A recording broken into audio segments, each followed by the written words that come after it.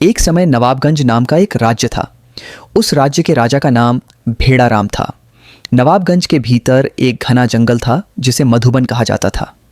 मधुबन के आखिरी छोर पर मधुपुर नाम का एक छोटा सा गांव बसा हुआ था। मधुबन में एक सियार रहता था जो बहुत ही बुद्धिमान था और पूरे जंगल में सबसे चतुर माना जाता था। मधुपुर गांव में केपलाराम नाम का एक जमींदार रहता था। लोग उसका बहुत सम्मान करते थे और गांव के लोग उससे प्रेम भी करते थे। उसी गांव में दुखुराम नाम का एक गरीब लेकिन बहुत ईमानदार किसान रहता था। उसकी पत्नी भी एक सच्ची और नेक महिला थी।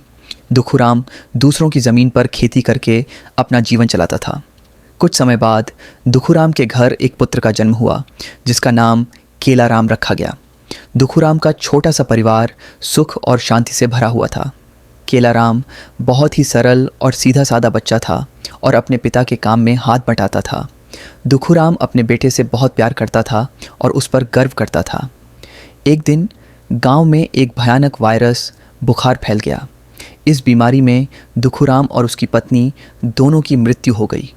उस समय केलाराम की उम्र केवल 8 साल थी। माता पिता को खोकर केलाराम पूरी तरह टूट गया। उसके पास कोई सहारा नहीं था और वह कई दिन भूखा रहने लगा।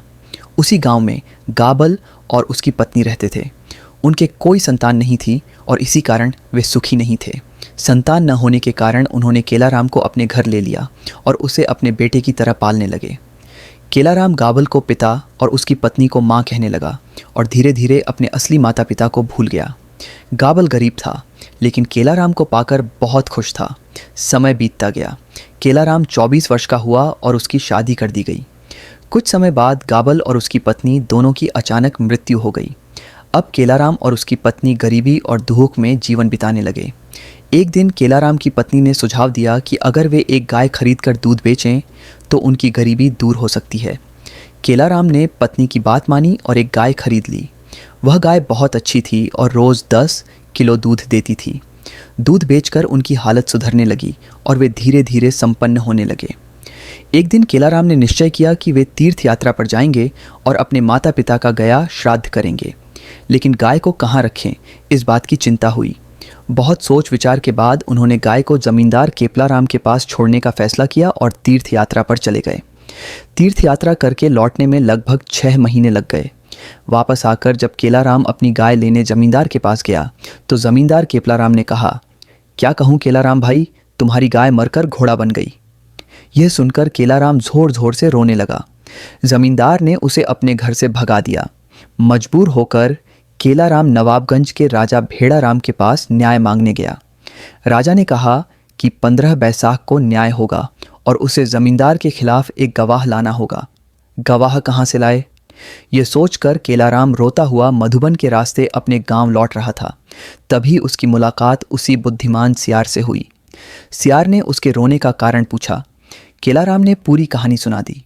सियार ने कहा, तुम घर जाओ, मैं तुम्हारे लिए गवाह बनूंगा। केलाराम निश्चिंत होकर घर चला गया। 15 बैसाख को सब लोग नवाबगंज की राजसभा में इकट्ठा हुए और केलाराम के गवाह का इंतजार करने लगे, लेकिन सियार सुबह नहीं आया। शाम हो गई। अंत में सियार राजसभा में पहुंचा। राजा ने गुस्से में पूछा, तुम्हें तो सुबह 10 बजे आना था, अब 4 बजे क्यों आए हो? सियार बोला, राजा महाराज, मेरी पत्नी ने खाना नहीं बनाया था, भूखे कैसे आता? मैंने पेड़ से केला, पपीता और नारियल तोड़कर खाया, फिर नदी के किनारे बीड़ी पीते पीते चला। बीड़ी का टुकड़ा नदी में फेंक दिया तो नदी में आग लग गई। सारी मछलियां बाहर आ गईं। उन्हें भूनकर खाते खाते आ गया, इसलिए देर हो गई। ये सुनकर राजा जोर जोर से हंसने लगा। हंसी रुकने पर राजा ने कहा, सियार, तुम तो बहुत बड़े मूर्ख हो। क्या कभी नदी में आग लगती है? सियार मुस्कुराकर बोला, राजा महाराज, अगर गाय मरकर घोड़ा बन सकती है तो नदी में आग क्यों नहीं लग सकती? यह सुनते ही राजा सच्चाई समझ गया। उसने जान लिया कि केलाराम की गाय मरी नहीं है, बल्कि जमींदार ने उसे छिपा रखा है। राजा ने आदेश दिया कि जमींदार तुरंत केलाराम की गाय वापस करे। जमींदार ने अपनी गलती स्वीकार की और सियार को धन्यवाद दिया। राजा ने भी सियार की बुद्धिमानी की प्रशंसा की।